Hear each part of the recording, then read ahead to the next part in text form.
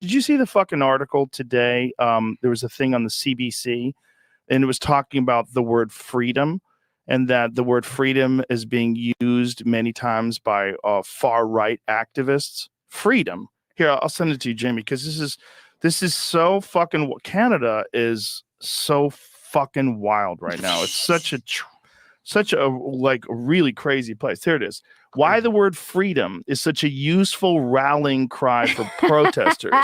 The word has become common amongst far right groups. So by putting that far right in there, far right, but like there's no indication whatsoever that those truckers in Canada were far right. A lot of those are working class people that just did not like the idea that they were being forced to do this medical procedure in order to keep their job. And so they label them as far right. Yeah. Trudeau personally labeled them as racists and misogynists. Just so he could disparage them. Yeah. Just so like whatever they say doesn't mean anything. Yeah. So this is what they're doing here with the term freedom, which is like one of the most basic tenets for human rights, your liberty as a human being, your ability to express yourself, your ability to talk about things, to protest, to do what you want. That's what freedom I mean. is so fucking important. Inherent in the idea of a free country is the right to protest. Right. They go hand in hand. That's why that headline is beyond parody. It's a real headline, people. They're not there. It's nobody got duped again by The Onion that was passed off as reality. I'll pull it up later as well. How freedom became the rallying call of the far right. Right now, people, if you love freedom, you're a fascist. War is peace, ignorance is strength, and whatever the heck else George Orwell said. So, thoughtfully. But it's actually something that's being pushed on the CBC, which is really crazy. Well, it's sinister. Like they're setting you up for this idea that you requesting freedom, it's like it puts you in the category of anti-vaxxers or racists or far right people. It's just these weird ways that mainstream media has fallen into labeling people in order to pass an agenda and pass this to put this narrative out there. I'll just stop it there. Only to correct Joe in one sense, the mainstream media hasn't fallen into anything. They're part and parcel of propagating that narrative. They're part and parcel of making that a reality so that the person who employs them, who funds them, will continue to remain in power and continue to fund them. It's a vicious circle of a captured media, and it's what fascism is in its truest form. Government working with media, working with big corporations to consolidate power and exercise it against the citizenry. Oh, and that was recent. That was a recent episode of Joe Rogan with Bridget Fedesi, but it was before the news. Commissioner Rouleau exonerating Justin Trudeau, ratifying Justin Trudeau's cracking down on that far-right thing known as freedom. Today we got Keith Wilson in the House. The lawyer for the Convoy, the lawyer for Tamara Lee testified during the commission, and the lawyer who looks like a lawyer is going to break it all down because I went on a diatribe on Saturday. I said what I think on Saturday. Now we're going to get someone who is closer to the action, who's currently practicing. Although I think what I'm doing here is, the practice of law. I'm just not doing it for clients. I'm doing it for my own trying to understand what's happening to my country. Before we bring in Keith, however, you may have noticed. I hope I did. Let me just see. Let me just make sure. Because I don't want anyone feeling duped. Did I specify that this stream contains a paid promotion? Yes, I did. It actually contains two. We'll do them real quick before I bring in our guest for the day. Let's start with four Patriots, people. First of all, I have got to I appreciate the companies that offer products that people need and that are not afraid to sponsor the channels of the fringed minority holding unacceptable views. Four Patriots, something that everybody should have: generators, solar power generators. National security experts are warning our aging power grid is more vulnerable than ever. In January, not sure if you heard about this. I think you did. The third time a power station was vandalized, assaulted, desecrated, shot up I've moved to Florida right before Hurricane Ian.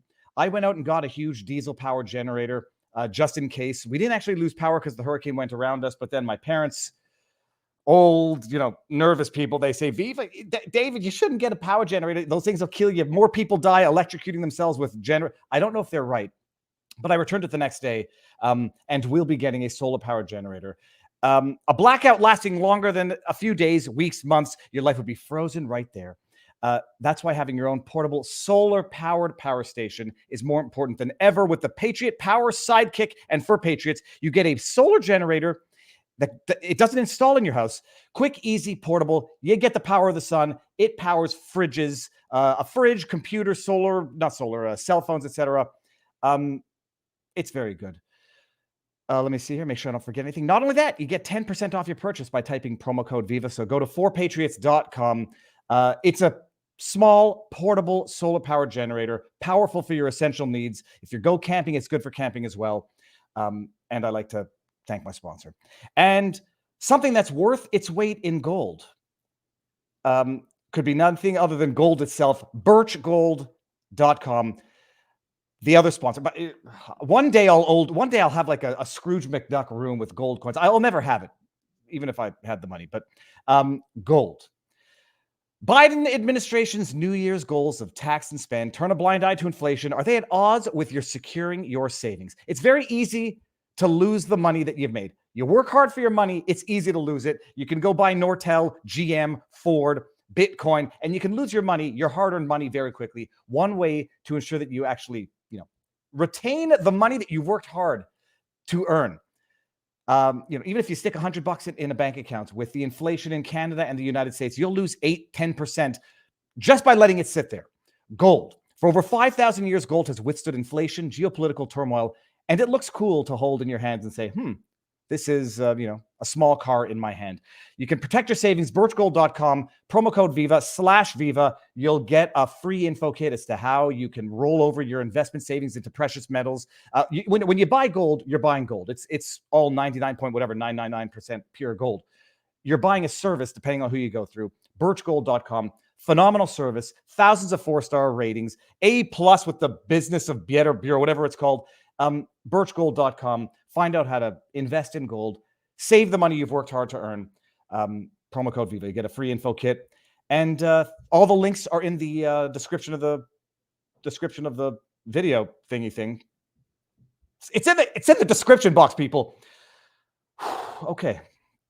Now, talking about a world going to Shiat.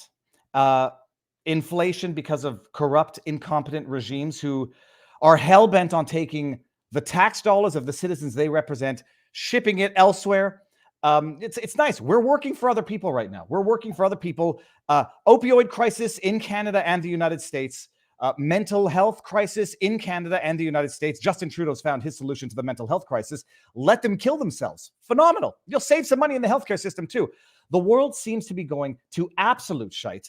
And if the black pill of Justin Trudeau suppressing the most beautiful, peaceful protest violently, maliciously, opportunistically, if that wasn't the black pill of black pills, well, the black pill of black pills came Friday when Commissioner Rouleau ratified, exonerated, emboldened Justin Trudeau and his rabid sycophant followers on social media. They have been vindicated, people. Justin Trudeau was justified in invoking the Emergencies Act. Okay, that's one heck of an intro. Keith, I see you in the background. One of us is crooked. Hold on one second. Yeah, bringing you in. Neither of us are crooked. It's that chair in the background that was throwing me off, and that slant on the wall a little bit. For anybody who doesn't know Keith Wilson, attorney for the Freedom Convoy, the corporation, the entity that was raising funds, that was organized, or that was organizing the protest. Tamara Lee. Who else were you representing, Keith? I mean, you've been on the channel now a number of times. Everybody should know. Sure. But who were you representing?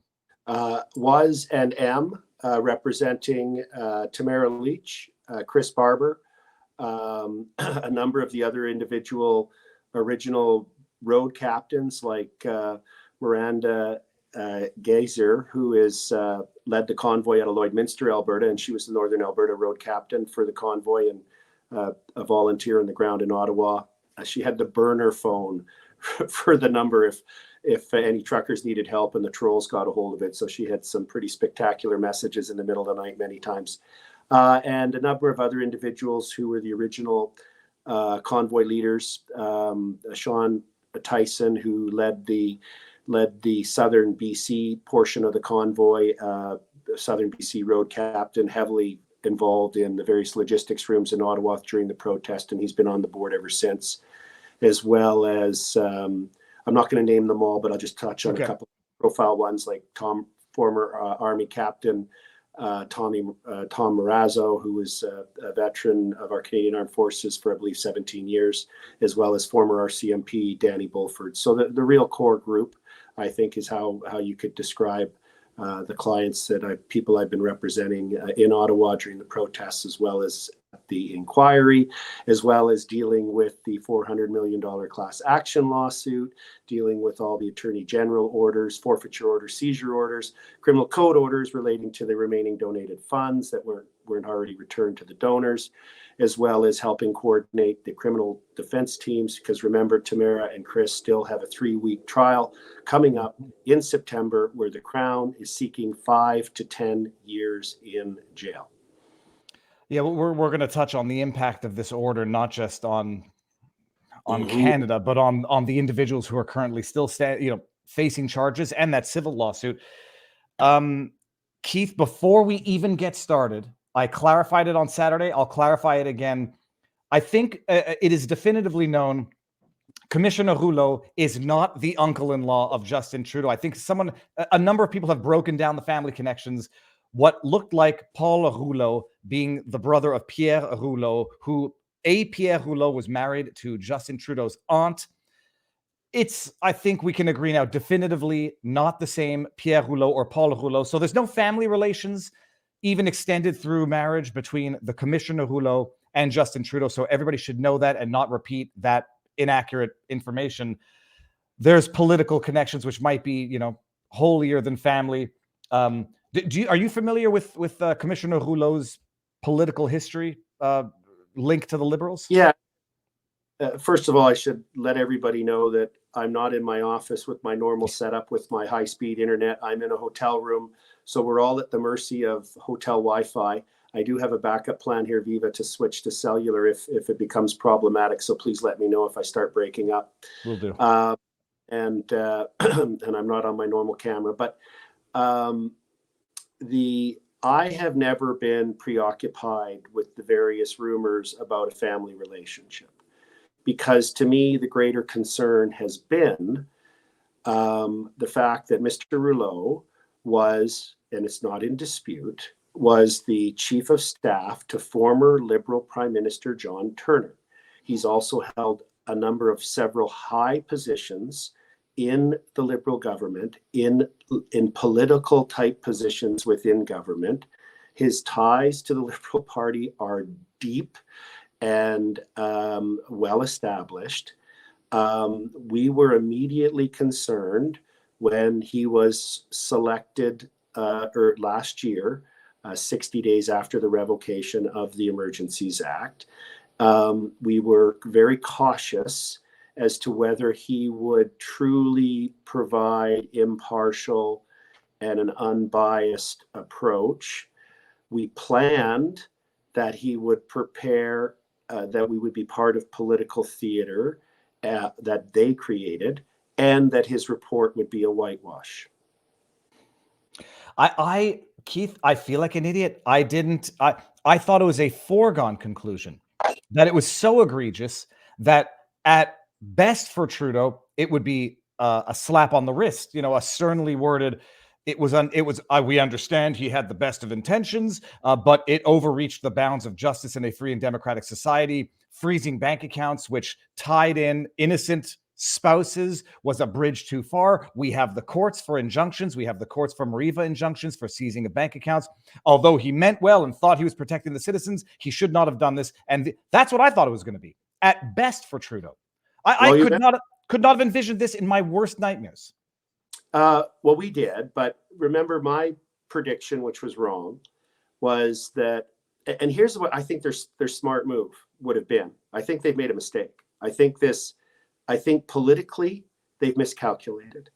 So let me first remind, I think you and I talked about this in one of our interviews. Here's what I thought the report was going to say. I thought the report was going to emphasize the fact that his mandate, if you actually read it, was not to determine whether the invocation was justified. His mandate was to inquire into the circumstances that led to the invocation. So that cleared the way for him to write a report that said those who felt that the invocation was not required, including all of the police officials, CSIS, and so on, as well as the protesters, etc., felt that it wasn't needed to be used for these reasons. And then he would say those who felt that it was needed, felt the Prime Minister's office, the Privy Council office, Mendocino, cabinet ministers, felt that it was needed for these other reasons. The end. And then I would look to the things that were supportive of my clients and say C, and then the government would look to things that were supportive of their position and say C. It'd be like a Rorschach test, right? They didn't do that. Remember the pattern. And Tamara's pointed this out to me, Tom Marazzo, Danny, when we were in Ottawa on the ground during the protests, the peaceful protests that were not violent until the police used violence on peaceful Canadians, was the government always overplayed their hand. And I've said this before. So the government, for example, and I love this one, and I know you love it too, as do many Canadians, no fuel to the truckers. That was an overplay because they would, they had to survive. It was minus 25, minus 30 degrees. So they need fuel for the heaters in their trucks. Well, what was the reaction of the Canadian population? I am Spartacus, right? Everybody showed up with jerry cans. It was beautiful. Then even leading up to the invocation of the Emergencies Act, they didn't need to do it. If their challenge, as we confirmed and as we suspected while we were on the ground, as was confirmed by the testimony in the inquiry, was they didn't have enough police resources to deal with the number of truckers and protesters on the ground. So they were slowly building to the point where they had what they thought were sufficient forces to make a move. It wasn't the Emergencies Act that had anything to do with that. But so they overplayed their hand by bringing in the Emergencies Act when they really actually didn't need to if they wanted to end the protest. Well, but they didn't need to if they wanted to end the protest. To me, it became clear during the commission that Trudeau did not want to end the protest. He wanted to trigger a violent response. That's what he wanted to do. And everything he did was an attempt to trigger a violent response from the crowd, which never happened, even when they came in with armored trucks and snipers on roofs and drones and horses and beat the shit out of the protesters. It was clear from the commission evidence that Trudeau was trying to provoke a response, that CSIS was telling him, if you do this, it's going to be counterproductive, and he did it anyhow. And my only conclusion is that he wanted a January 6th type response so that he could then justify simultaneously invoking the Emergencies Act or even retroactively. So that's why I say, like, he didn't, I agree with you in the sense that he didn't have to, but he had to because he had a specific end goal in mind, which he still somehow got to, Keith. Well, and I take it just a slight step further. I think that what he was angry, and I've described him as a petulant child prime minister because we've seen his behavior, right? So he was angry, and I think he wanted to lash out and intimidate those Canadians that had stood up to him. So I'm agreeing with you, but why did he want a violent situation? Is because he was angry, right? He wanted to show his power, his disdain for hardworking truckers, Canadians, blue-collar Canadians of all ethnicity, and not just blue-collar, of all backgrounds, that went to Ottawa to protest 2 years of government overreach and mandates. So I agree with you in the sense that I think his ultimate end game was to take steps so that he could intimidate, punish, retaliate against the people that were rising up against him and calling him out. And yes, so if you're mad and you've got a bunch of clubs and there's one that's really big and it's the biggest of them all, you grab it, right? Even though you don't need to grab it in the circumstances. So But look at the dominoes it created. The domino it created was, and we knew this on the ground. We remember, because we heard rumors a number of days before the invocation, so it would be earlier in the week before, we started researching the Emergencies Act with my legal team. And I noticed right away, hey, if they do invoke, they're going to have to call an inquiry. So it's like, oh boy. I said to Eva Chipiuk, my wingman, I said, well, I guess we're on this file for at least another year. And so that now they've got a problem, because Trudeau and his cabinet have invoked the Emergencies Act. They revoke it after a number of days, only a mere number of days, it being, miraculously this national crisis is resolved in but a few days, showing it wasn't a national crisis at all. And now he's like, oh, we got to have this national inquiry. Who am I going to pick? He picks Mr. Rouleau. Okay. And then, when we entered into this, I'm in Calgary right now, along with Tamara Lee, Chris Barber, the rest of the board. We had previously scheduled to come down because, as you may know, German member of the European Parliament, Christine Anderson, is in Canada. She arrived here, and there was a number of events. And also the board needed to get together to do some planning, to deal with some of the legal issues. We held a press conference yesterday.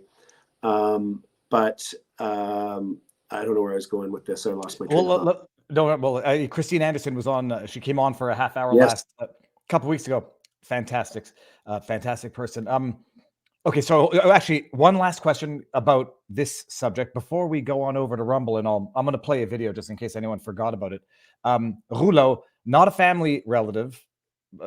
Rouleau's a common last name, but politically connected. Keith, some people are going to say, dude, that doesn't prove anything. It was 30 years ago that Rouleau was politically involved with the Liberal Party. I forget the name of the prime minister, 1980s, 1990s. On the one hand, I don't know that that's true. I don't know if he's been apolitical or politically not involved since then, but even if that's the best case spin, does being a highly partisan political player 30 years ago, should that not have sparked a lot more concern than it did spark for spectators to this commission? Well, as one should do, one should go into these processes in good faith and in hope that you're dealing with unbiased decision makers, as we always do as lawyers when we go into courts or into hearings. But we're not naive either. So we did plan and assume that it could be a whitewash report and this could be political theater. And I guess my high level comment on the report, Viva, is this. You were there. You were in Ottawa. You know what you saw. Your viewers saw through the lens of your camera. They know that was undoctored feed, that was reality coming to them on a flat screen. And just stop, clear the air for a minute. Don't worry about the 2,000 pages of BS. And just ask yourself, in the context of the War Measures Act, now called the Emergencies Act, having only been needed to be used in Canada in 3 other instances, World War I, and imagine the state of the country and the anxiety and the fears of what was going on in World War I and conscription and people dying on great scale and all the heartache and fear and rationing and changes to the economy and lives. Same with World War II.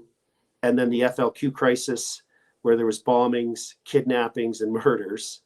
Ask yourself if what you saw with your own eyes and what your viewers saw through your lens, whether that comes anywhere even remotely close to that kind of scale. Keith, I'll take it one step further before we move over to Rumble. Sure. I saw that. Everyone who, and there were hundreds of thousands of people who saw that. I watched the freaking commission. Nothing was adduced as evidence during that commission that could possibly justify the drafting of that report. I have not read the entire thing. I've been searching through for keywords for subject matter that I find relevant for my purposes. The report, it was as though it was, I'm not suggesting it was as though it was drafted by Justin Trudeau before. It's as though that piece of work was the justification to invoke the Emergencies Act in the mind of the person who's hell-bent on invoking it, and not the post-mortem analysis based on the evidence that we saw. Microaggressions, the sense of the fear of violence or the fear of aggression, an incompetent police force that was not in tandem with negotiations. Nothing in that report reflects the evidence that was actually adduced, which is the most, it's the most blackpilling thing about it. It's like, I was watching Rouleau. It looked like he got it. That report could have been drafted before the evidence was adduced, and not after it. Now, with that said, I'm gonna end on YouTube, everybody. Head over to Rumble or Locals if you want to do that. And Keith, I'm just going to show a quick video. Yeah, no problem. To refresh everybody's memory here. Ending on YouTube. Link to Rumble is in there. 3, 2, 1, done. And for those who may have forgotten, let me just pull this up here. Viva footage here. Footage from Russia's violent invasion. That was the joke. With their truck, what is happening in Ottawa? And it appears that there is another arrest. Hold on. I don't know why it's glitching when I try to use incognito. Here, let's just do this. Indeed, their livelihood. I This think is Canada, people. another arrest there. Yeah, I was just look at that. That's a policeman right there. That's a policeman. There and just say yes. I want to bring to our viewers' attention that we're watching live images right now of. Yeah, CBC accidentally, I think it was CBC, accidentally broadcast this live before they realized that what they were witnessing was a policeman beating the ever-loving piss out of a veteran. Yeah, that's no one should forget that image. This is, by the way, as Justin Trudeau is condemning the anti-democratic tyrants elsewhere in the world. Okay, Keith. So that you gave the 30,000-foot overview of this report, getting into a little more detail. I mean, sure. Where do you start? It's confuse and conquer. Where do you start with this report? And what are the most shocking and egregious findings that Commissioner Rouleau came to? Uh-oh.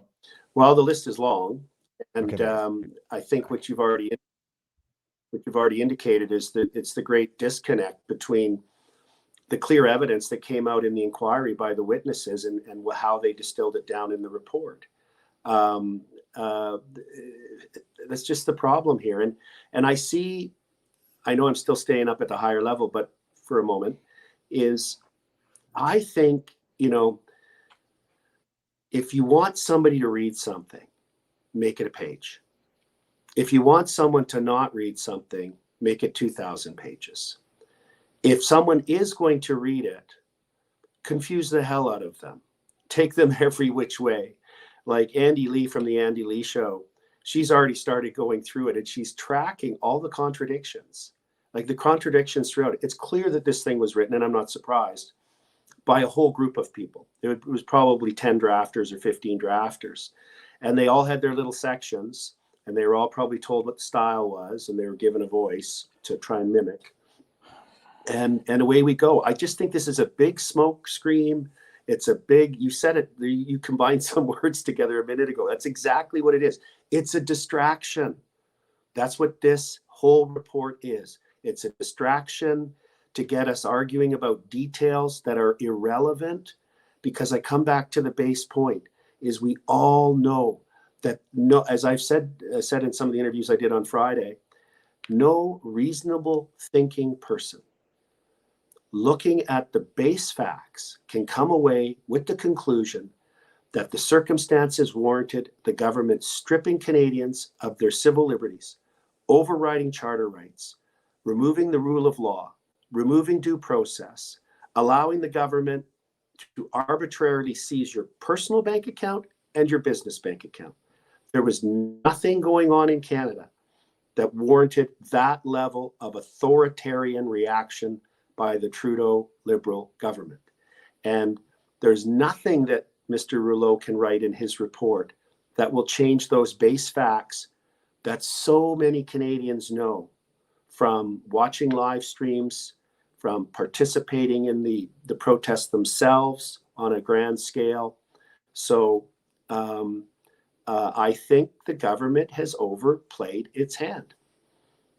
Well, I'm just looking for something in the report, because at one point in the report, Rouleau makes a distinction between the Emergencies Act as in its current legislative iteration as compared to the War Measures Act, where he basically said, yeah, sure, it followed the War Measures Act, but it's not exactly the same. It's sort of a little bit more forgiving. It's a little bit less stringent. It's a little bit, I mean, these are not his words, but basically said like, although it follows the War Measures Act, it's not the War Measures Act. So you can have a little bit more of, I think the words he used were shoot first. He didn't say shoot first and ask questions later. It was freeze first and ask questions later. Act first and ask later. First question. There's no appeal to this Commissioner Rouleau's findings, correct? That's correct. So, and let's talk about that.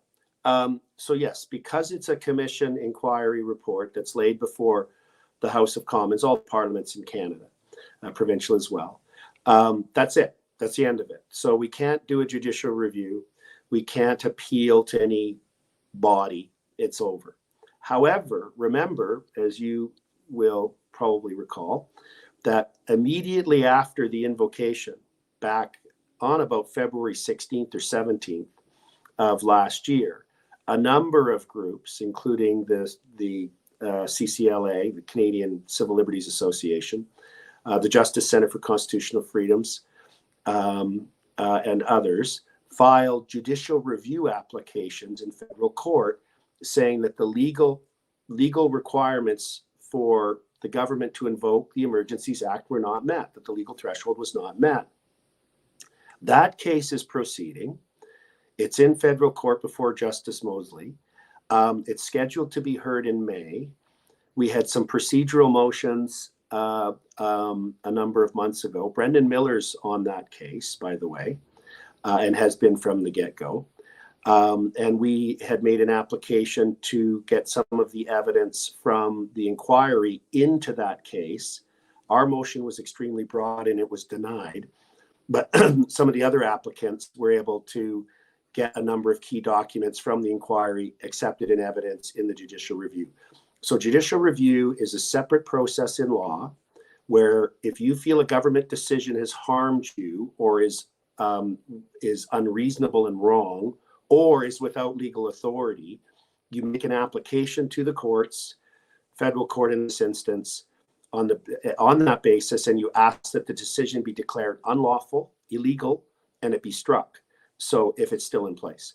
And that's the same move we made on the Peckford Charter Challenge, by the way. It's the same process. It's a judicial review. So that's currently before the court, and the court's decision-making is confined to the record.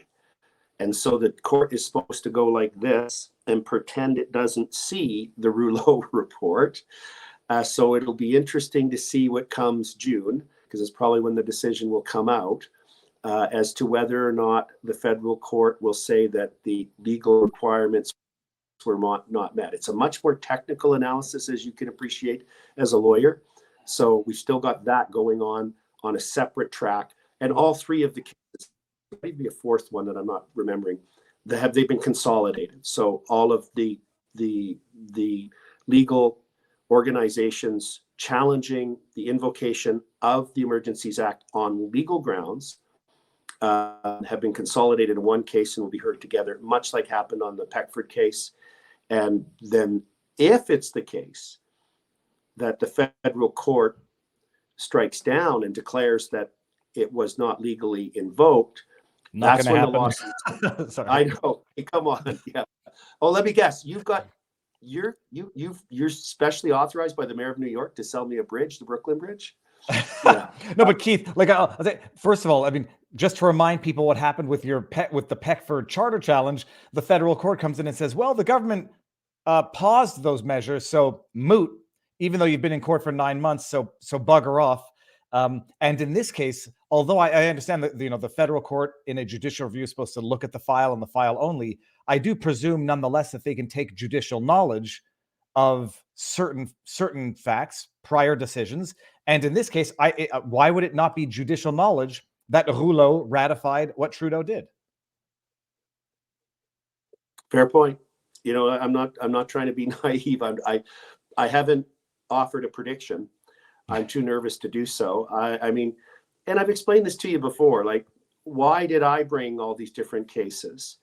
Well, I mean, that's how you test institutions, right? Is you don't just give up on them, at least not initially. you bring your cases, you make sure they're properly structured and formulated and well argued and on a solid factual evidentiary basis with good experts and good witnesses and all those things. And then you go to a court and you hope that you have a blindfolded judge, lady judge, justice, so to speak, that's unbiased and is going to objectively look at things. And we haven't had that. We just haven't had that. It's a dark time for our institutions. I was going to bring up something there. The judicial review is all predicted. It's dead in the water. It's inconceivable that you would have any federal court, even in the absence of Rouleau's decision. I mean, the federal court thus far, talk about losing faith in institutions. The federal court has ratified the quarantine hotels, although it did acknowledge that not giving the individuals the right to access a lawyer before unilaterally detaining them in a government designated quarantine facility, that was a bridge too far, but you could lock them up against their will for a couple of weeks. The federal court dismissed your charter challenge. Provincial courts ratified curfew as not violating charter rights. Even in the absence of Rouleau's findings, you were going to lose. There's not a chance. There's not a snowball's chance in summer you're going to succeed on this, because nobody can ignore Rouleau's decision. But Keith, the decision itself, it's so preposterous for those who watched the hearing, where this was a national emergency that was so serious Trudeau had to invoke the Emergencies Act, and yet you had the Ottawa, I forget which Ottawa mayor, policeman it was, who was quibbling that it wasn't hundreds of thousands of protesters, it was thousands. And so on the one hand, it wasn't the biggest protest ever. There weren't hundreds of thousands of people participating, just thousands. There was no violence, no broken windows. There was microaggressions for people who weren't wearing masks. There was a sense of feeling abandoned. And yet it was so serious that Trudeau had to invoke the Emergencies Act and just ratified. That's it. That's the new standard now for invoking the Emergencies Act.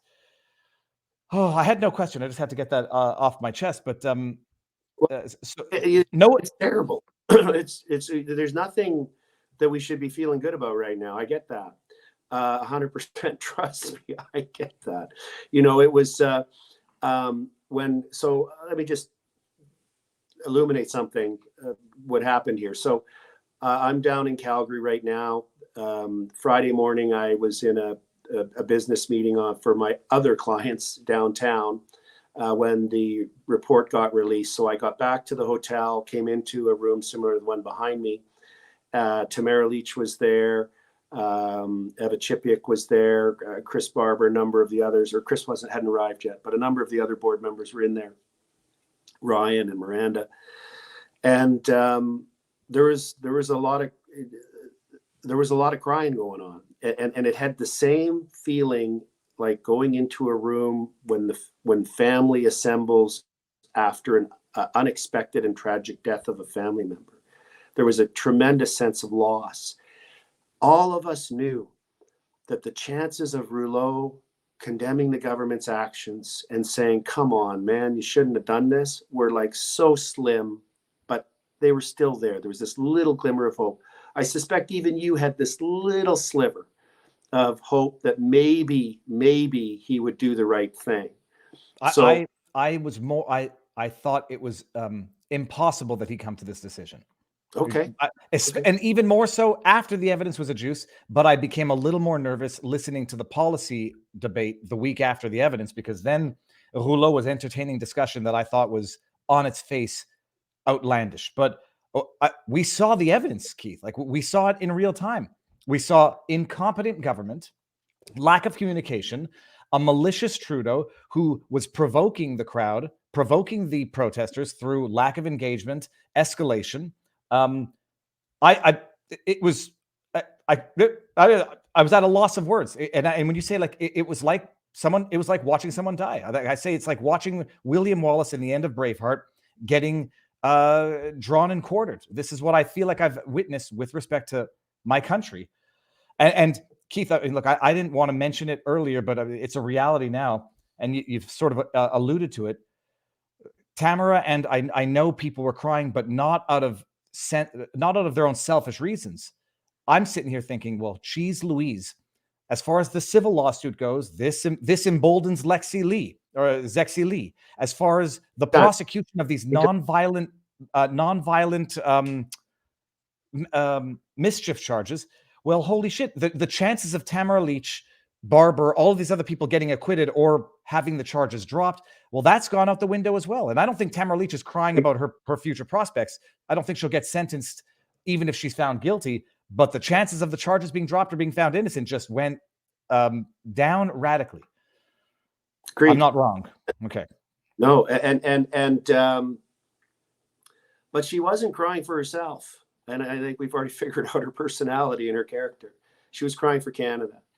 And so, it was a dark day. It was like a gut punch, right? Even though we had a very low expectation that we would get a positive result. But like here, I need to say this.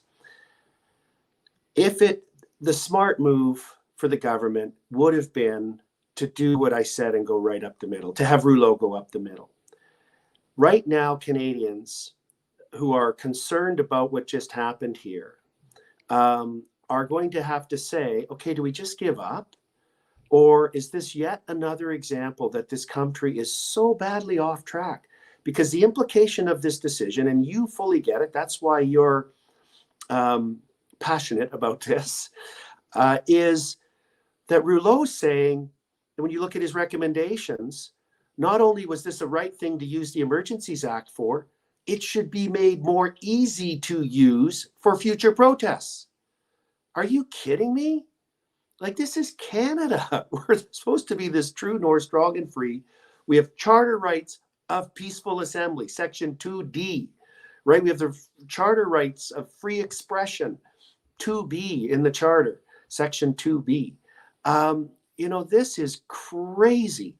And the groups of people that I'm meeting, much like those so many great Canadians I met in Ottawa during the protests, all have the same concern right now.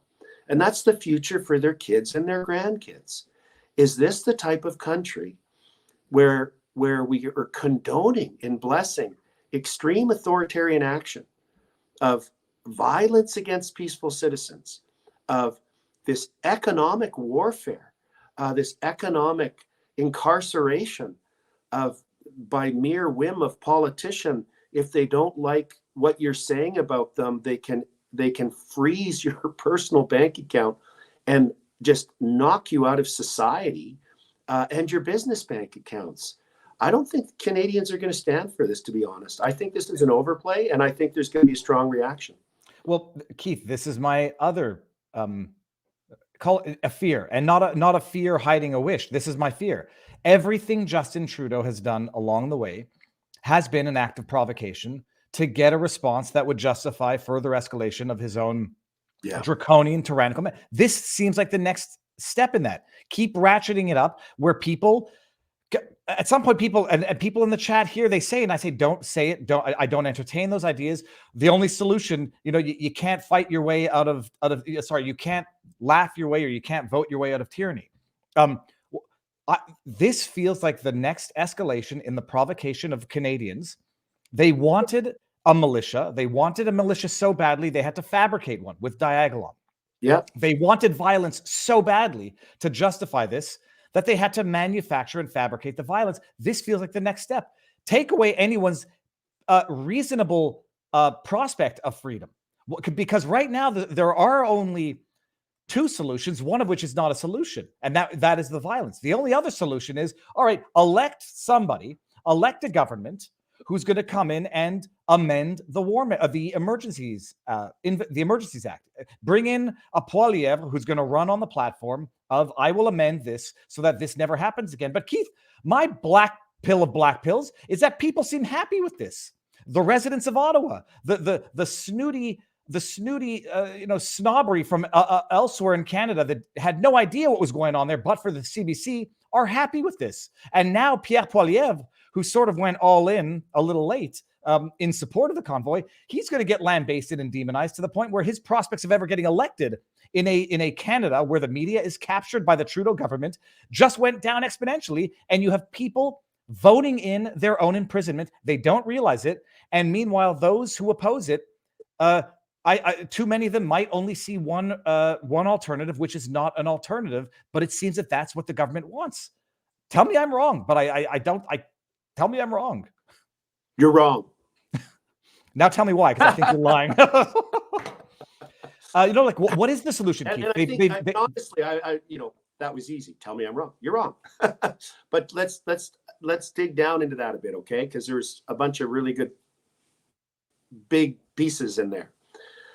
Let me get one off my chest first. Did you watch the press conference that Pierre Poilievre had in response to the Mr. Rouleau's report? I didn't. Okay.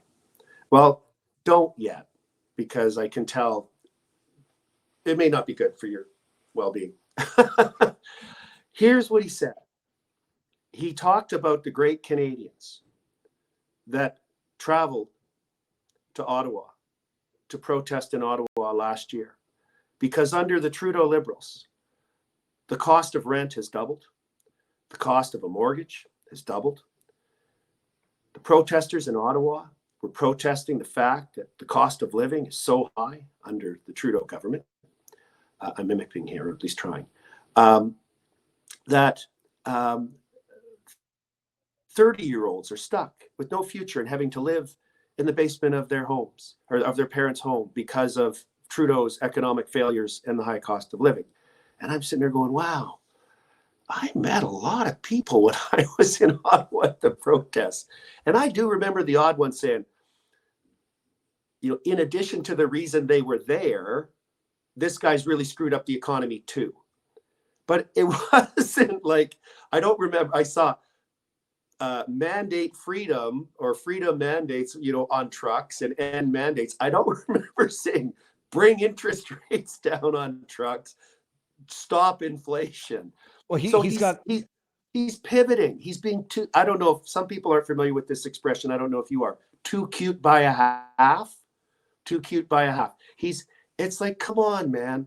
No, that's not why people went to Ottawa. They went to Ottawa because they were disturbed to their core, because they have seen the harms of the incredible overreach by municipal governments, by provincial governments, by the federal government, the tens of thousands of, when you combine them, of soldiers, of police officers, of prison guards, of rail inspectors, of Transport Canada employees, of CATSA workers at airports, of baggage handlers, pilots, etc., etc., etc., that lost their jobs because they were concerned about taking this experimental vaccine. They were there in Ottawa because they saw the harms to their children developmentally by not being able to participate in their sports or their music or be with their friends or go to playgrounds or go to a swimming pool or go to a birthday party. The harms, the social harms caused by not being able to be at the side of death of loved ones, to celebrate weddings and graduations and 50th anniversaries. I could go on. They saw the harm that these governments, including the federal government, were doing to people that they loved, that they cared about, and they'd said enough.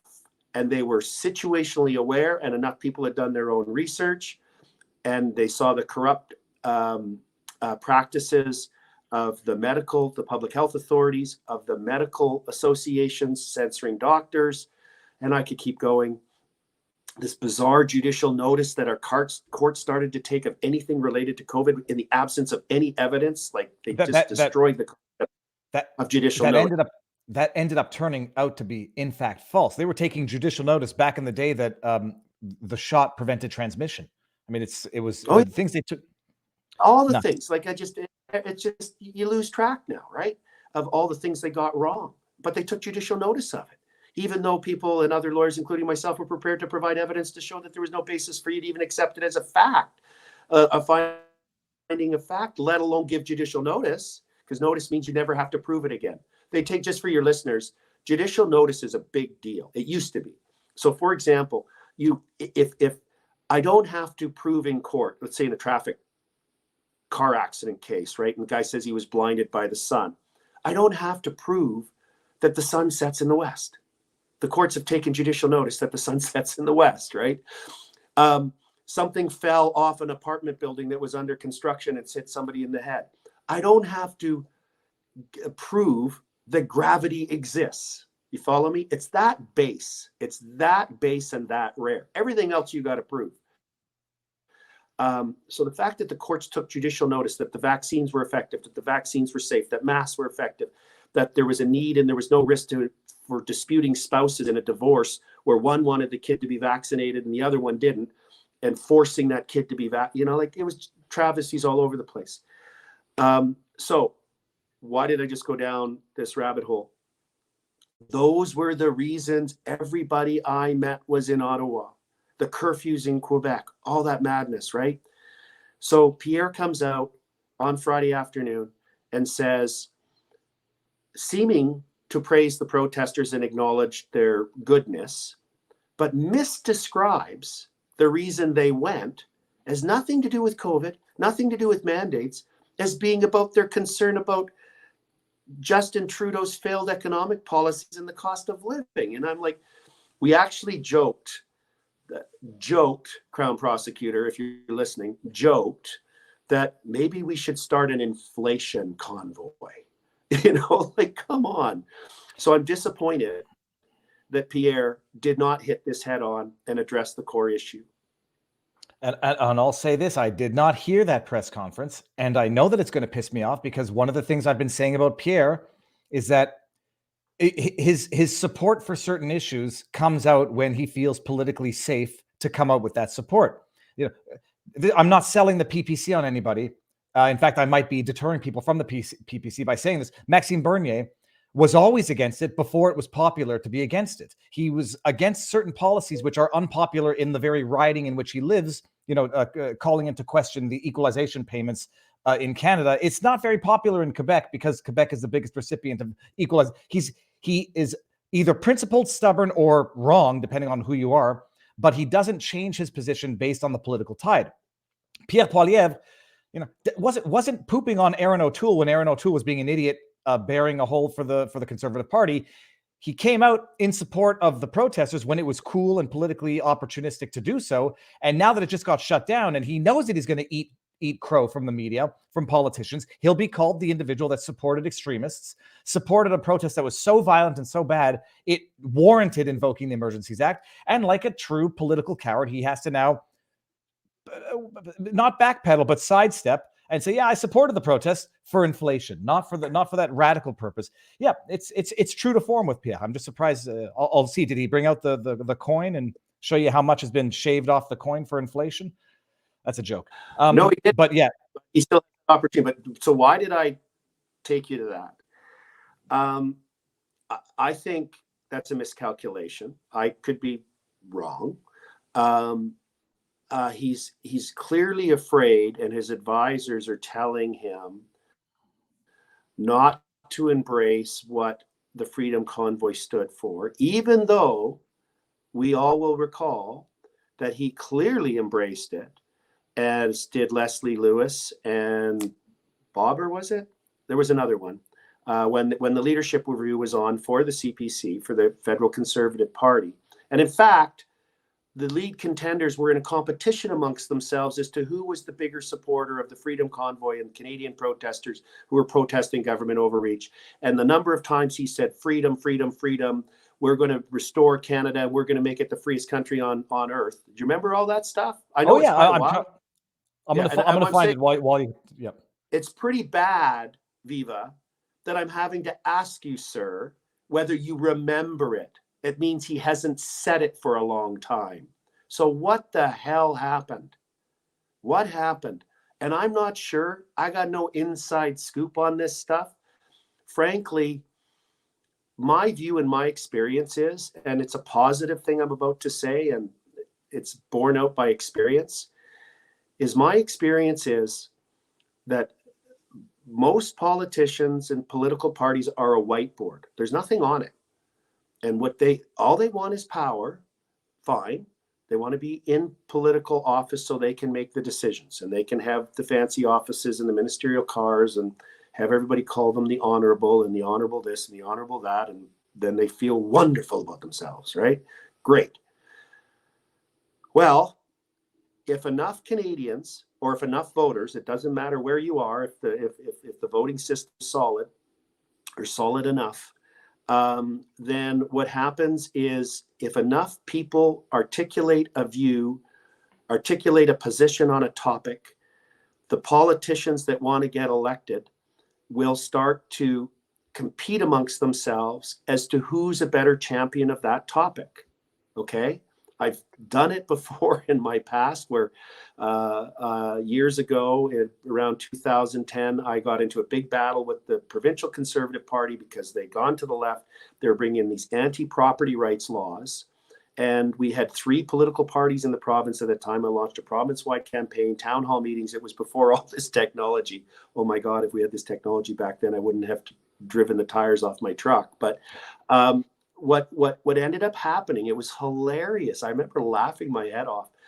They'd be in question period, and the NDP, the Liberals, and the Conservatives, all provincial, were competing amongst themselves as to who was the true champion of property rights in Alberta. And I was like, you guys, this is like, it was so obvious what's going on. My point is, this is an optimistic point.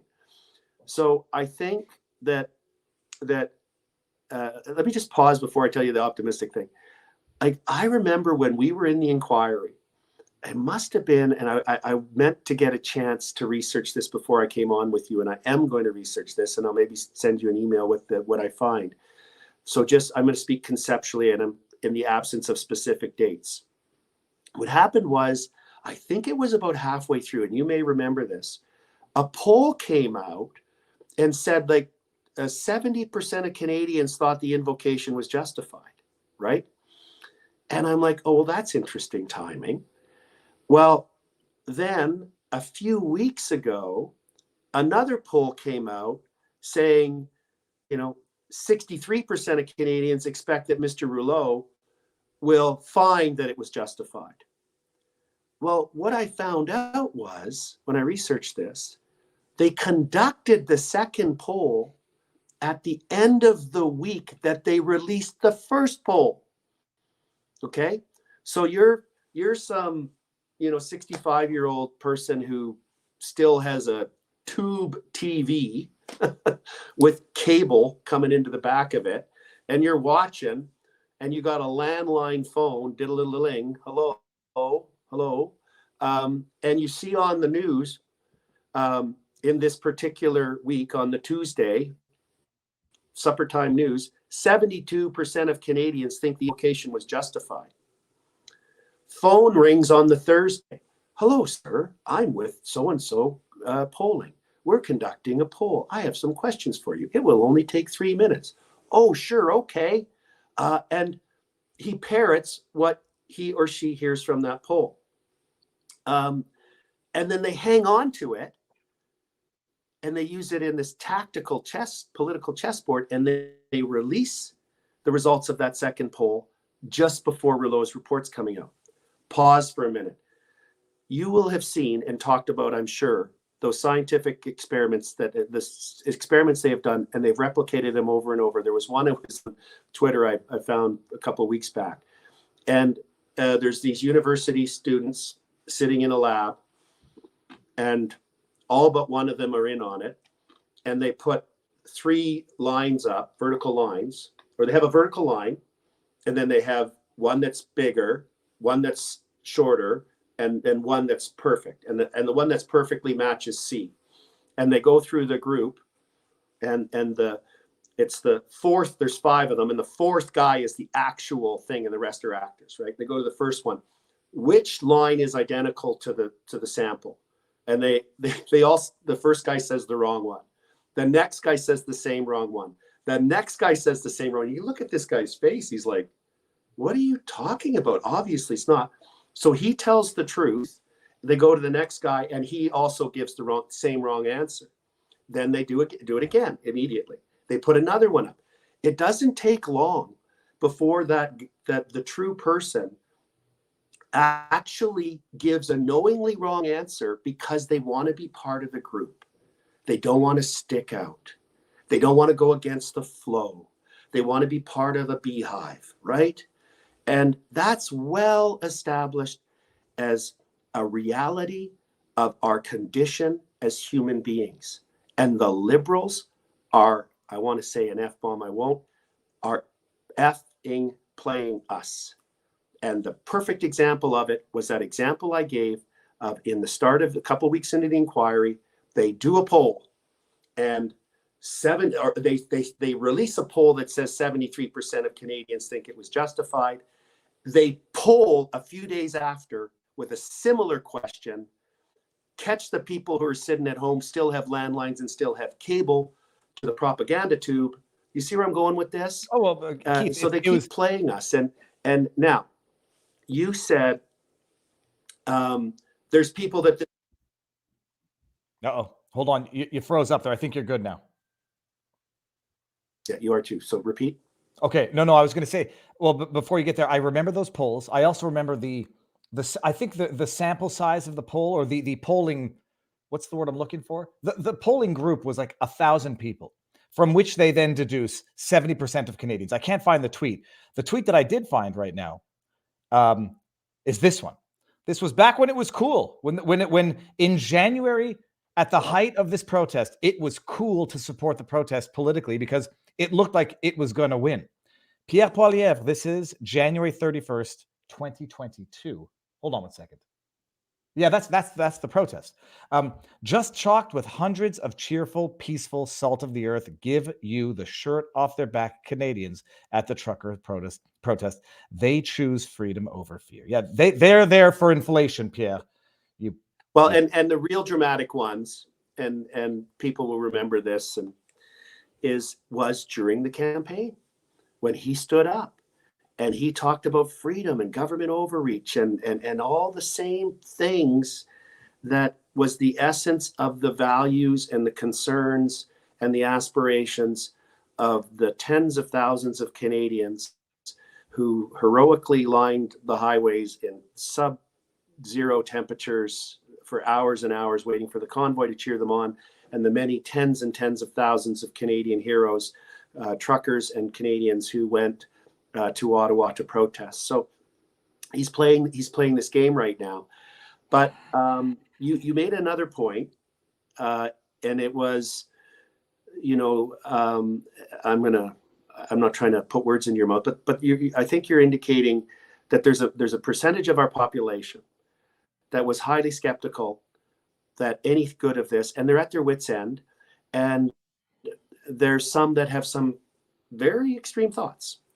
I've always been concerned about that group, and I hope nobody does anything stupid, and we've got to keep our heads on, and we've got to be smart about this, and we've got to be reasoned Canadians about this. There's no reason for us to suddenly become unreasonable people and do silly things and stupid things.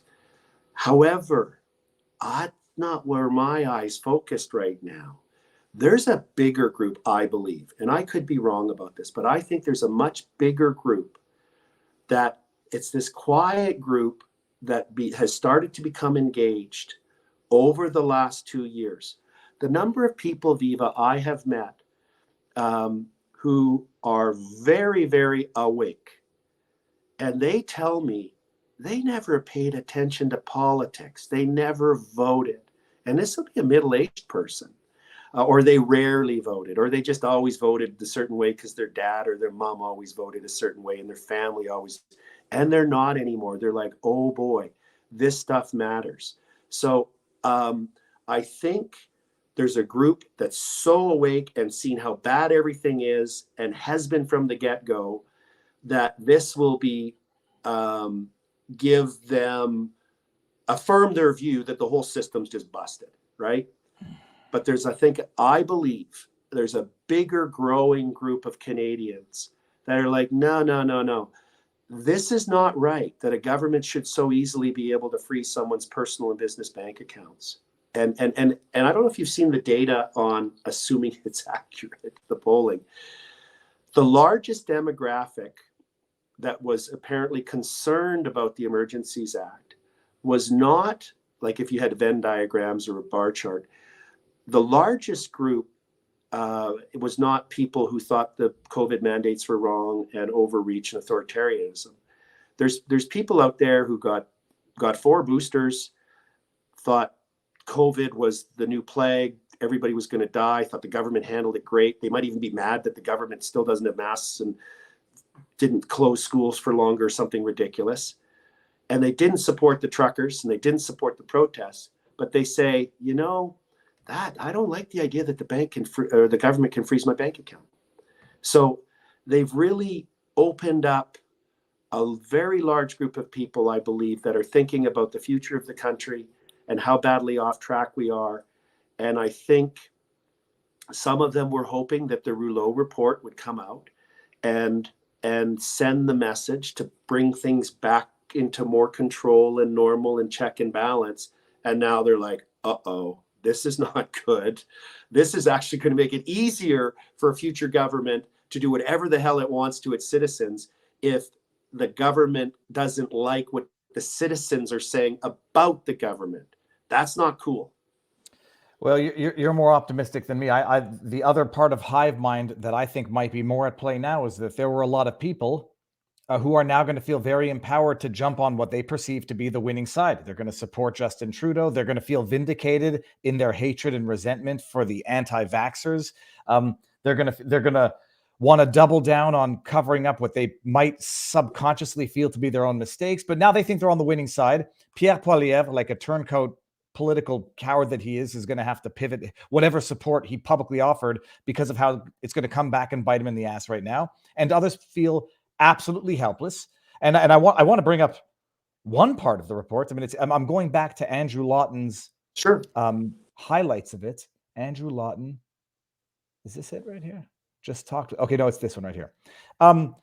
Like you talk about the inconsistencies in the report, and I do want to get into the diagolon extremism element of this report, which is it's laughably stupid. But before we even get there, the part about defending the bank accounts, where let me see here, there is one aspect of the freezing regime that, in my view, well, actually, hold on, before we get there, because he defends the freezing. Given the overall effectiveness of the asset freezing regime in bringing the emergency to a safe and speedy resolution, I conclude that it was appropriate and effective measure. I read it the other day. The absolute intellectual incongruity here is where he says, that screenshot you just said, and they ought to be given more flexibility in its use, if I'm reading right? I have the, hold on one second. That was the one before it. What's my problem here? Hold on one second. It was, here we go.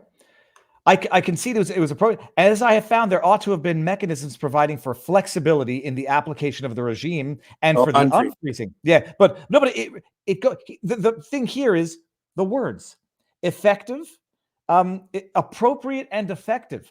That's not the terminology of the law. It was like essential and necessary. And then he says, okay, freezing the bank accounts was appropriate and effective, but I'm reluctant to acknowledge that. Let me just get back to the window so I can see what I'm talking. But, it was too far in freezing joint accounts because spouses, who weren't there and might have even been against their husbands or spouses going, they got frozen too. Well, so what, Ahulo? That, what's very effective and efficient in suppressing protest? The most draconian measures imaginable. Seize their house. Why not? Why not cancel the insurance? That was too far, but freezing bank accounts was effective. Well, if effectiveness is the measure for justifying the invocation, go further. There was no logic as to why canceling insurance was over the top, but freezing bank accounts and preventing people from buying groceries wasn't. I mean, it doesn't make sense on a legal basis, but let alone even on a logical basis. Well, and on that point, so he says in a couple of different places in the report that he concludes that the high legal threshold for invocation of the Emergencies Act is met. However, I'm just going by memory here because he says it in 3 different places, I believe. Each volume, by the way, each volume seemed to have a lot of repetitive stuff. Like it just designed so that everyone's intimidated from even picking it up. It should have been 50 pages max. Sorry, Keith, carry on. I agree with what you just said. And I do believe it's designed It's totally designed to distract and get us focused in on debating about little points that don't matter at the end of the day. But he says the high legal threshold was met, although the factual basis was not overwhelming, and that someone else reasonably could come to the different conclusion. Verbal diarrhea. I'm like, I'm sorry. No, well, we're lawyers, man. Like, let's go back to first year law school. All right. Okay. If you have, let's say there's a 3-branch test of something, whether it's a tort, whether it's something in the civil code, whether it's something in a statute, whether it's a common law test like the Oakes test under charter law. Those tests, the 3-part test, or the 3 elements to meet the threshold, hypothetically, are empty boxes. So there's box 1, box 2, box 3, right? Like the Oakes test, it has to be proportional. It has to be minimally invasive. So that's a box, right? Proportional, minimally invasive. They're empty. They've got labels on them, but they're empty. You fill them with facts, and the facts either allow you to check the box or not. So this idea to say that the very high legal threshold was met, and then go on in the same sentence or the following sentence to say, but the factual basis is questionable, means the box wasn't met. Okay, you can't do that. If you wrote that kind of answer on a first-year law school exam, you would get an F. That's not how the law works. So there's this incredible sleight of hand all over the place. Wow. It's terrible. It is. I just, part of me, like, it's such a bad fail. Like, did he mean to toss it? Does he really think he's helping his friends in the Liberal Party by doing this? Again, Viva, I know you and I are disagreeing on this, and I don't think I'm naive. I just don't. I'm not. I know about hard decisions, and I know about hard roads, and I know about risk, and I know about lots of awful stuff because, I experience it all the time. No good deed goes unrewarded from all the people attacking me all the time. But I do honestly believe that that this is going to wake up a lot of Canadians that, and I even think a lot that, like, I have had people in my friend group, and these are people, long-standing friends, that are pre-me meeting Rutgers and pre-me getting hired by former Premier Peckford, that thought COVID was the most serious thing, the drill, that thank God for the vaccine, and now they've concluded that the reason they have this advanced stage cancer is because of the vaccine, or they've seen the sudden deaths in their family, and this does it, and they have come over, and they apologize to you, they're embarrassed, they have shame. Frozen again there. Hold on. He not just froze, he disappeared. While Keith, we have the spinning wheel, the government's come for Keith. Oh, he's back in another window. Okay, here we go. Keith. Friggin' CSIS, eh? Whenever I get to the good part. Okay, sorry, you were talking about, people being awakened to the prospect that whatever illnesses they might now be suffering could potentially, be related to. On the other side, I don't know when I cut out, and I was being pretty intense. So I'm gonna, if I'm repeating part of it, because I want to. This is a very important point because I think it can give us hope. Is they when they've experienced some of this firsthand, and they're actually feeling shame and regret, and a sense of guilt that they got duped by this, right? And they're now not. They're like, okay. Oh my God, I've got to get involved. This is so serious. Things are so off track. And I don't think people need to have that extreme of a shift to be unsettled and being willing to become more politically active because of what Rouleau has just done.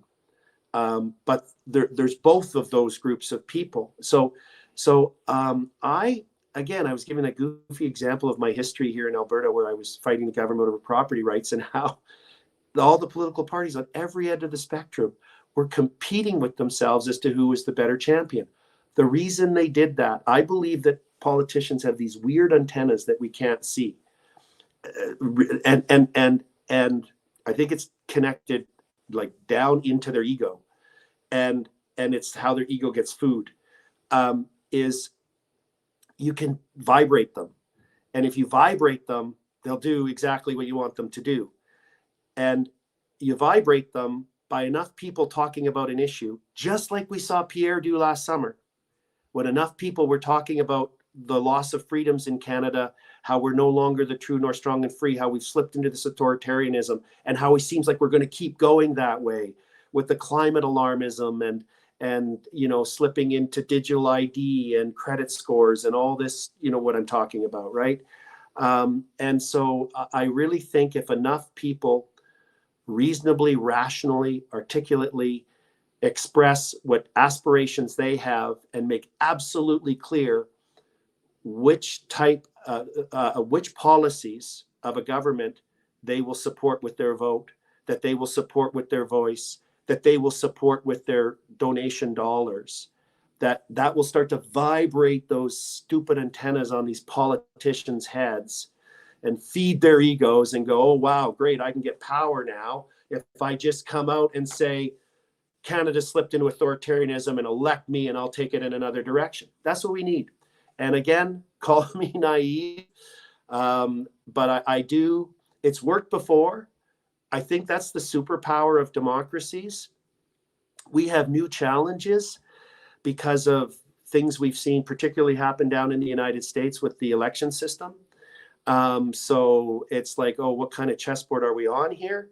But we also have new powers. We have this media here, Keith, not to go black pilly again.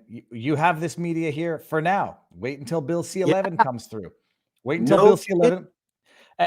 And Keith, the problem is, you see people who are getting motivated for change. I see that to some extent as well. I see too many people who are now saying it's not so bad. Oh yeah, well that was a racist, xenophobe, extremist occupation. Trudeau was right, and it'll be limited to that. They'll surely never come after my BLM or my gay pride stuff. They won't, because they like that now. And then I look at Pierre Poilievre, who, even Aaron O'Toole, when he was running, he said, if I get elected, I'll repeal Bill C-11. And I said, you idiot, it hasn't even passed yet. How about you just run on not getting it passed instead of repealing it when you're in power? Because you might not want to do that when you're in power. So I'm very black-pilled. And my thinking is, I think too many Canadians are okay with this because they just don't. It's not that they don't understand. They feel comfortable. They feel safe with it.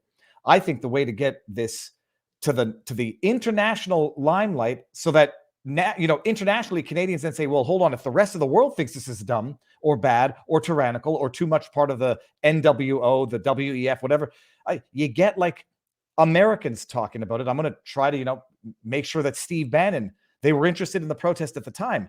I'll get back on right now so they can let America know this is what's happening up in the north. It doesn't just stop there. That's where I think maybe you can get Canadians to realize, if it's internationally mocked, if everyone's looking at Canada and saying, hey, it's mini North Korea, maybe then Canadians start to say, this is not exactly the country that they want. For the time being, I think a lot of people feel too comfortable, they feel protected, they feel safe. And now they're looking and say, yeah, look, hey, if Rouleau said Justin was just trying to protect Canadians, who am I to disagree? It's the hive mind, and it's the ratification of their own foregone conclusion. So I'm not optimistic, Keith, and I typically am. Well, I'm glad that I'm here for you then. Well, I'm going to suck you into the black hole. I think I'm going to be more powerful. I know. I'm feeling the pull, pal. But then what do you do? I'll tell you some of the lines that have been coming into my head, but I won't say them because I don't know what the rating system is here. But I'll keep it family. Let me say two things. if I can remember them. One is, part of what you're saying, I agree. Like, listen to the Prime Minister. He always uses this phrase, and it drives me insane. My government is committed to keeping Canadians safe. We had a balloon that entered our airspace. And because we have no army or air force, we had the Americans shoot it down for us to keep Canadians safe. Right? He always says, keep Canadians safe. And my mind is, no thanks. Could you, though, maybe try and run the passport office? Maybe start with that, right? But I know there's a whole group of people out there. I know them. They're in my, relationship spheres, that all they want is the government to look after for them. They want the government to make decisions for them. They want to make sure the government keeps them safe. I get it. And I think we'll always have elements, and not insignificant ones, within our society that have that viewpoint. So I get that. But I also go back to my funny thing about the silly antennas connected to their egos. I don't know if you had an opportunity or felt that it was wise for your well-being to watch Prime Minister Trudeau's press conference last Friday afternoon. Oh, I broke that down Saturday, and someone in the chat said, "Viva, you're going to have an aneurysm." I said, "Viva, calm." This is the 7.5 minutes of absolute verbal diarrhea where remind the listeners of some of his themes, sir. The Windsor Bridge was his major theme. The border blockades was his major theme to justify the invocation, failing to mention that those issues had been resolved judicially by the time he invoked the Emergencies Act. I mean, if that's what you were getting at, I went hard on that on Saturday because people are stupid. And I say that respectfully. I mean, like, people are unintelligent. Some people are uninformed. Some people are willfully blind, and some people are dishonest. He was talking about the blockade, the economy, billions of dollars cross that bridge every day. And I'm like, you lying son of a bee sting. That was resolved by the time that you invoked the Emergencies Act. And how was it resolved? By getting an injunction from court and applying the legal system and the current laws. So yeah, if that's what you were going to get at, was that where you were going with that? No, I'm going somewhere more positive. Okay. Am I messing you up with all this positivity? I hope I'm going to digest it later on, and then maybe it'll sink in. But I'm not feeling. You're never going to have me on again. You're going to say, Wilson's too positive. You're always welcome, Keith, and I hope it rubs off. But I think I'm going to rub off on you, and you're going to, at the end of the stream, be very, very dark pilled. Walk up the hallway, and I'm going to punch the first person I see. Don't do that. No. So where were you going with his press conference? Two things, but first of all, because I need to pause for a minute, and I've made a note to myself so I don't forget the real important point I wanted to make is, on those economic points, during the inquiry, they put 3 witnesses up from federal finance. And this guy was talking at length about the modeling that they did as to the economic costs of the Windsor blockade and closing the Windsor border, which the folks in Ottawa at the Ottawa protest had absolutely nothing to do with. And it seems Rouleau got that part right. And so we ended up putting in evidence the actual Statistics Canada data that is now available. And there was no reduction in trade, and there was an increase in trade from previous years. And the reason Statistics Canada said that the border blockade had no negative economic impact was because there's other crossings right by there. In the same way that if a trucker is trying to drive up through the Golden Triangle of Ontario and finds out that the 401 is closed because of some massive pileup, he doesn't go, "Oh, great. Well, I guess I'll stay on the 401 then." He goes, "Oh, I'm going to bypass onto this other highway," right? So borders closed at Windsor, no problem. I'll just go to the next closest crossing. So the trucks just diverted. So, but their witness is saying, well, we were modeling this and we were challenged with this externality, and we felt we had to include this variable and we excluded these other variables. And he's going on, and all these lawyers are asking him questions about it. And Brendan and I are like yanking our hair out. So Brendan gets up, well, you don't need a model when you have actual data, right? You don't need to guess and predict when you can see the actual statistical evidence, right? And so we put that in. The clear evidence was there was no net economic impact. And you're right, it wasn't though just the injunction that the evidence showed that caused that border to open. It was the stakeholder engagement plan that was developed by the OPP and implemented there. And it got paused. And it got paused because the senior inspector responsible for the OPP for implementing it paused its implementation, she testified, because she was concerned they weren't doing the same thing in Ottawa. And she was concerned that if they opened up a dialogue with the protesters at Windsor and not in Ottawa, that would be perceived as a provocative move. So it was the opening up of dialogue combined with the injunction that caused that border to be reopened. And a lot of the evidence was, I'm just making sure we got connection here. I hear you, but your pause okay, at I hope I'm back. Anyway, it's just further example. You can pick any one thing and show so much bullshit on the government side. But back to my optimistic point. So one of the things I picked up about the Prime Minister's press conference on Friday was, are you frozen? Am I frozen? We hear Okay. you. You're just Can you hear me, Viva? Yeah, we can hear you. Oh, now we're gonna get black. So one of the things that I picked up. Keep going, Keith. We can hear you. We'll keep moving. If you can hear me, we can hear you. All right, thanks. So one of the things that I picked up. Awesome. Well, that's what's making me nervous because I only hear you some of the time. And that's not your fault. It's this hotel Wi-Fi. So if you look at what the Prime Minister, some of his messages and the phraseology he was using, he was talking about unity. He was talking about respect. He was talking about freedom. He was talking about rights. And he was using all of the key phrases that Tamara Leach has always used. Why did he do that? Because he's a go back and look at it and try and look past the really frustrating parts. Oh, no, Keith, I'll tell you why. He's a psychopath. He is a manipulative, narcissistic psychopath. And now that he's had his victory, he's going to be benevolent and gentle on the victims of his abuse. It's, I wish I had rephrased the whatever he called I wish I had done it. He's a manipulative.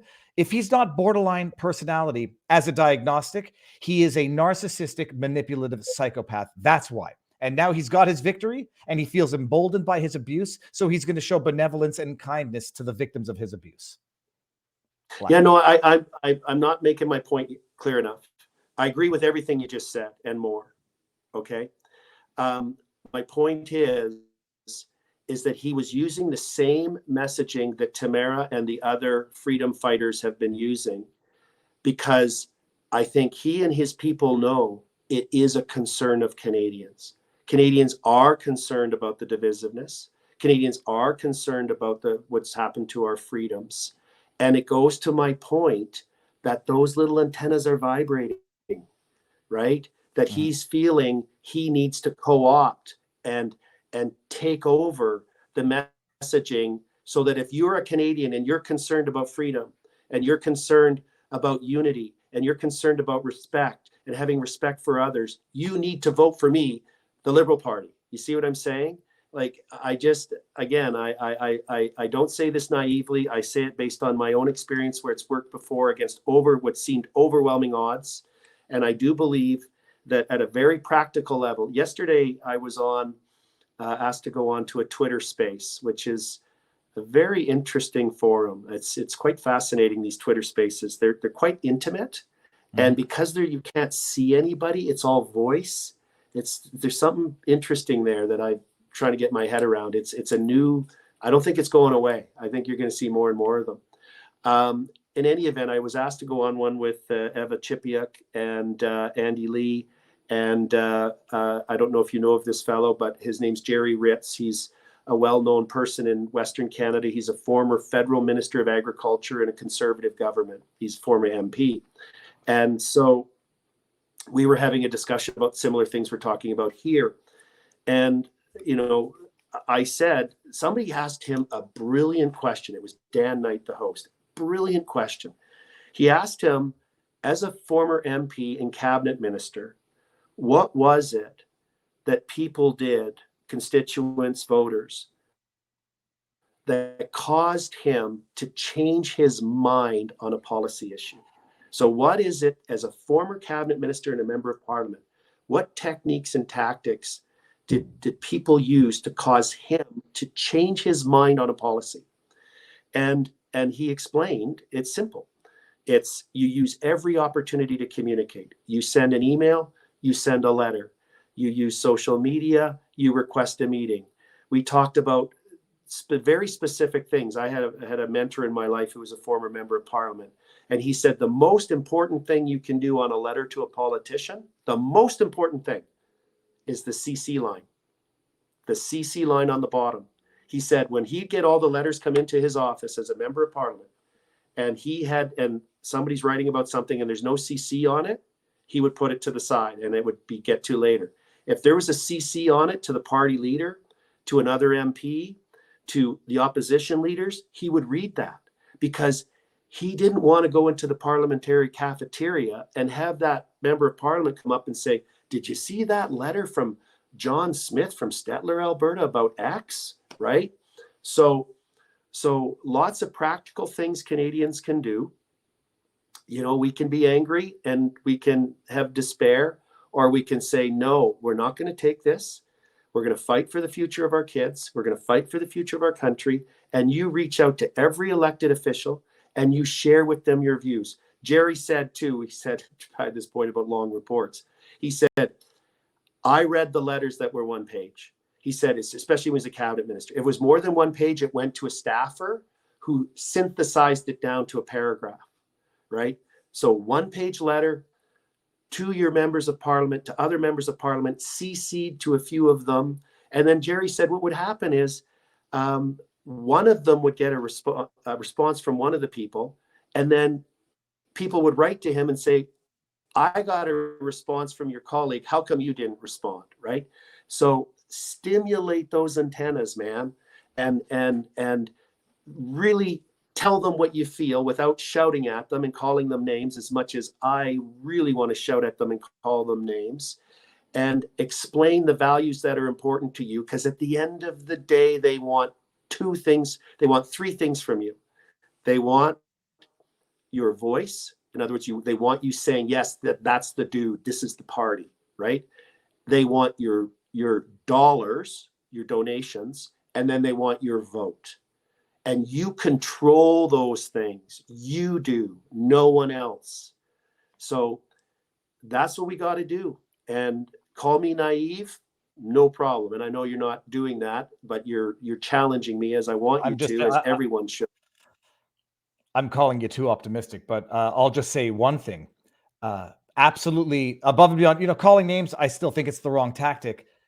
Violence is the absolute wrong tactic. And I'll dare say that anybody who does it or talks about it, I think they're saboteurs deliberately trying to sabotage by doing that, which, it would be like manna from the heavens for the government to have some lone wolf or some militia try to do something stupid, because it would justify everything and more. And I think anybody talking about it, anybody seriously promoting it, it's deliberate saboteur or agent provocateurs, whatever. It's deliberate sabotage. So full stop, no qualification. Keith. Just on that though, before you if you can hold your thought, because I want to really accentuate what you just said. I had occasion on one of a family holiday to meet an American. He was an Army Ranger, and he had spent a number of tours in Iraq. And he was always on these deployments where he was in urban environments, and kicking in a door, an entrance to an apartment building, going up the stairs in the middle of the night, him and his team. He was telling me how they did it, the hand signals on the back, how they'd fan in, kick in, you know, and then there's mom and dad with the kids and they're all think they're going to get shot, you know. And he said to me a couple of times, and after I got to know him, we kind of became friends on this trip. And I said, and I'd never met him before, just met him. It was on a cruise, actually, cruise ship. And he said to me, he said, Keith, kinetic force is not the way to solve disputes. Kinetic force is not the way to solve disputes. And so I'm just emphasizing your point that violence and bullets is not the way to do this. It's by people having dialogue and not letting their voice go unheard and using some of the base tactics, the other thing, Eva brought this up. One of the things that came out of the inquiry that really surprised me, Viva, I don't know what your reaction was to it, the extent to which these politicians and their staffers watch Twitter. Like, they're not even just like, oh yeah, we better pay. They're obsessed with it. Like, you'd see these things. Did you see what so-and-so tweeted? Twitter's blowing up over X. So, hey guys, you know, you got a couple followers, Viva. I've got a growing number of followers. Please put my Twitter handle down there so more people can follow. Don't mind. It's at IK Wilson, at IK Wilson. Let's use Twitter. So one of the things that former MP Jerry Ritz said yesterday in this Twitter space is we kind of got brainstorming with a few hundred people listening in, as you do on a Twitter space, is let's combine everything together. So do a paper letter, take a picture with your phone, put it on your Twitter and say, hey guys, this is the letter I just sent to all the political parties in Ottawa, right? That kind of thing. Let's just combine all these medias together and really hammer home with clarity the vision that we want for our community, our communities, our neighbors, and our kids, with such clarity and force of persuasion that we vibrate those damn antennas on these crazy politicians' heads so they can barely sleep. All right, Keith, we're going to leave it at that because I think leaving it on a tone of optimism. Oh no, well, we can still hear you when you catch up with me. Jamming the signal. We can still hear. Okay, while your connection comes back, I'm going to do. You're frozen. Okay, 1 second. You'll hear me in a second, but before then, I'm going to read the Rumble rants that are still up here on the side. Let me see if we're seeing this. Oh, Keith is gone. He'll be back in a second, people. Let me read the Rumble rants because the software works. Astro Sweat says, remember Soros Tides Foundation and Dominion voting machines share the same office floor. Not a coincidence. That's a $2 Rumble rant. $2 Rumble rant from Astro Sweat says, Keith, great Justin voice. The cadence was spot on. $2 Rumble rant from Ken, media reader. Viva, my concern is that the ruling has ignited the escalation chain. Imagine you are protesting, must hide my wealth, an underground economy that distrusts the government on slippery slope. I agree. People are going to pull their money out of Canada now that the freezing of bank accounts has been ratified. $5 Bool Gadari says, is the ruling appealable? No, we got over that, but there's some court cases which are, don't hold your breath for success. Ricky Dickey and Don, 22.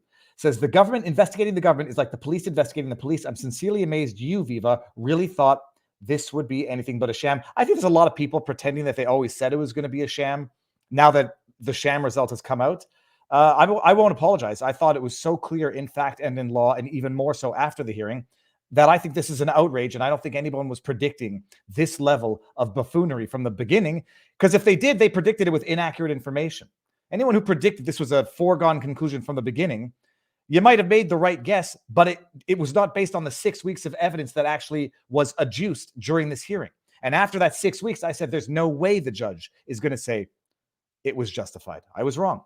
I will be wrong again in the future, but you understand why I was wrong. And I may be wrong, but I'm always honest. Undead Ursine says, can you put me in touch with an Ontario medical malpractice lawyer who is a good person? Love the show, Viva. Peace. I would suggest my brother, Lion Advocacy on Twitter. He's a good dude. He's a lawyer too. Now, Keith is back to connection, and I'm going to bring him back in so I can say our proper farewells. Keith.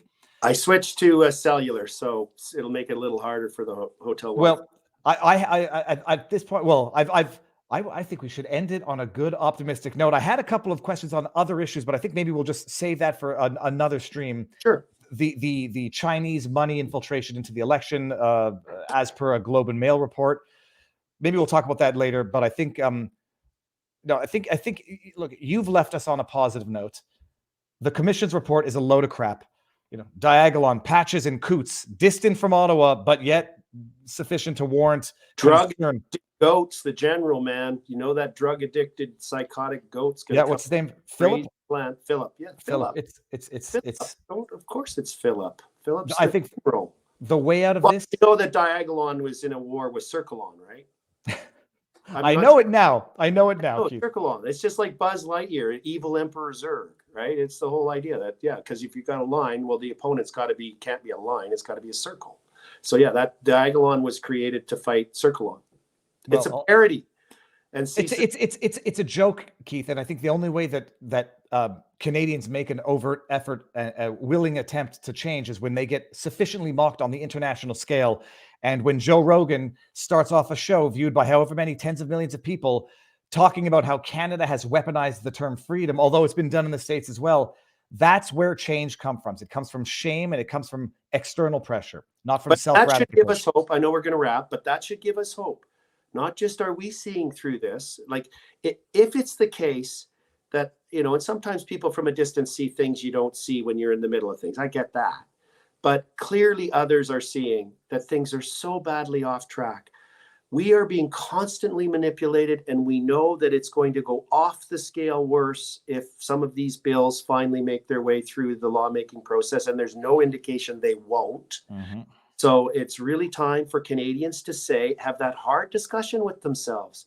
This is going to get ugly. And we can only imagine if these crazies that are now drunk on authoritarian power, and that's the thing, they got so intoxicated through COVID when they got us to wear our compliance flags, the mask. They got us to do all of these things and shut down everything, and we went along with it. They want that power again, and they're going to use the climate BS, and we're going to get only so many carbon credits for driving and everything else at the rate we're going.